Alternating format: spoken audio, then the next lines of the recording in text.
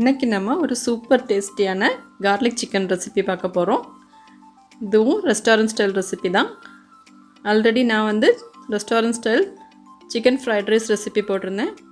அதோட சைட் டிஷ்ஷாக தான் இதுவும் ப்ரிப்பேர் பண்ணியிருந்தேன். இது ஃப்ரைட் ரைஸுக்கு மட்டும் இல்லை, சப்பாத்தி, நான், ஃபுல்கா எதோட வேணாலும் இது சைட் டிஷ்ஷாக நம்ம சாப்பிட்லாம். ரொம்ப டேஸ்டியாக இருக்கும். இந்த டெலிஷியஸான சிம்பிள் ரெசிபி இப்போ எப்படி பண்ணுறதுன்னு பார்க்கலாம். இந்த garlic chicken recipe boneless chicken use பண்ணி பண்ணலாம், அல்லது போன்ஸ் உள்ள சிக்கனாக இருந்தாலும் நம்ம யூஸ் பண்ணலாம்.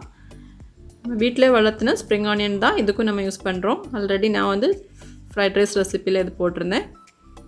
இப்போ 1 kg சிக்கன் எடுத்துருக்கோம், சின்ன சின்ன பீசஸாக கட் பண்ணது. இதில் 1.5 table spoon ginger paste, 1.5 table spoon garlic paste,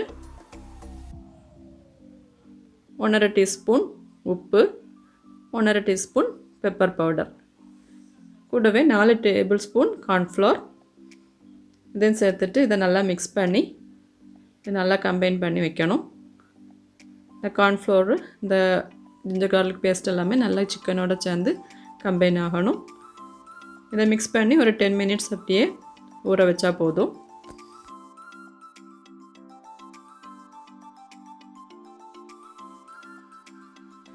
இப்போ ஆஃப்டர் 10 மினிட்ஸ் நம்ம இதை ஃப்ரை பண்ண போகிறோம். அதுக்காக ஒரு பேனில் 5 டேபிள் ஸ்பூன் ஆயில் ஆட் பண்ணலாம். இது சன்ஃப்ளவர் ஆயில் தான், கோகனட் ஆயில் இதுக்கு யூஸ் பண்ணக்கூடாது. எப்போவுமே இந்த மாதிரி சைனீஸ் ரெசிபீஸ் எல்லாமே கோகனட் ஆயில் யூஸ் பண்ணணும், அதோட ஃப்ளேவர் பர்ஃபெக்டாக வராது. இப்போ சிக்கன் பீசஸ் எல்லாமே இந்த ஆயிலில் சேர்த்து கொடுத்தாச்சு. இந்த சிக்கன் நல்லா குக் ஆகணும். 2 பக்கமும் பிரட்டி போட்டு நல்லா குக் ஆகிற வரைக்கும் இதை நம்ம ஃப்ரை பண்ணணும்.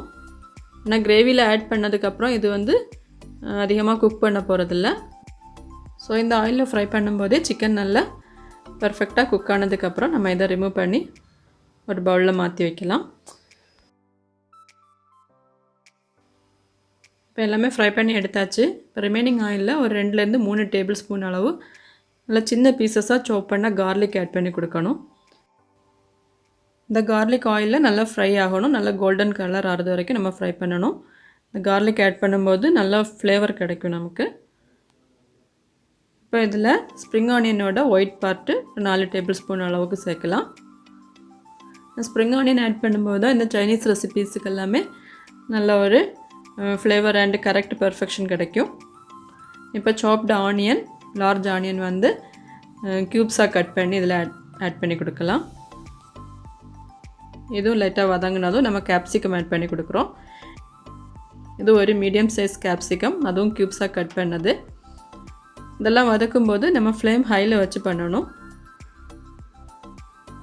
ஒரு 3 to 4 மினிட்ஸ் இந்த மாதிரி சாட்டே பண்ணால் போதும். இப்போ இதில் தேவையான அளவு pepper powder and salt add பண்ணி கொடுக்கலாம்.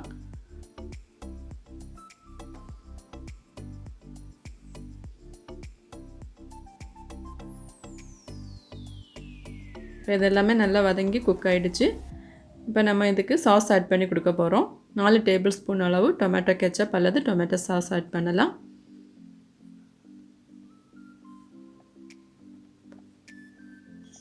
இதில் 1 tablespoon chilli sauce add பண்ணியிருக்கேன். கார்லிக் சில்லி சாஸ் கிடச்சுன்னா அதை ஆட் பண்ணலாம், இன்னும் அந்த கார்லிக் ஃப்ளேவர் நல்லா வரும்.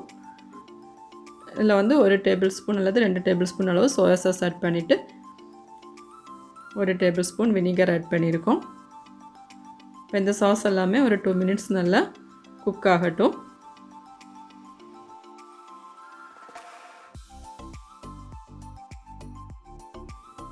இப்போ நம்ம ஒரு பவுலில் 2 டேபிள் ஸ்பூன் கார்ன்ஃப்ளோர் எடுக்கலாம்.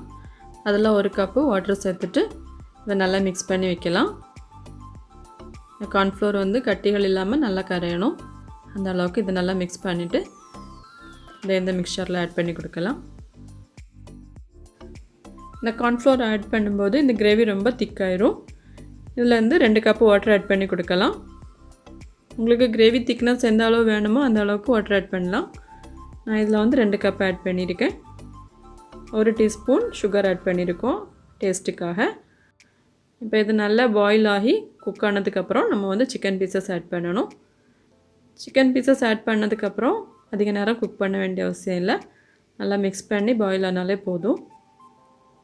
இப்போ நல்லா பாயில் ஆக ஆரம்பிச்சாச்சு. இந்த டைமில் நம்ம ஸ்ப்ரிங் ஆனியனோட க்ரீன் பார்ட்ஸ் ஆட் பண்ணி கொடுக்கலாம். இந்த 1/4 கப்லேருந்து 1/2 கப் வரை உங்களுக்கு எவ்வளோ தேவையோ அந்த அளவுக்கு ஆட் பண்ணிக்கலாம். இதை ஆட் பண்ணி மிக்ஸ் பண்ணிவிட்டு நம்ம வந்து ஃப்ளேம் ஸ்விட்ச் ஆஃப் பண்ணிடலாம். அவ்வளோதான், ரொம்ப சிம்பிளான restaurant style garlic chicken recipe நல்லா சூப்பராக ரெடி ஆகிடுச்சு. இந்த கிரேவி ரெசிபி ஃப்ரைட் ரைஸோட நல்லா பர்ஃபெக்ட் காம்பினேஷனாக இருக்கும். அது மட்டும் இல்லாமல் சப்பாத்தி, நான், ஃபுல்கா, குப்பூஸ் அந்த மாதிரி எதோட வேணாலுமே இது சைட் டிஷ்ஷாக நம்ம சர்வ் பண்ணலாம்.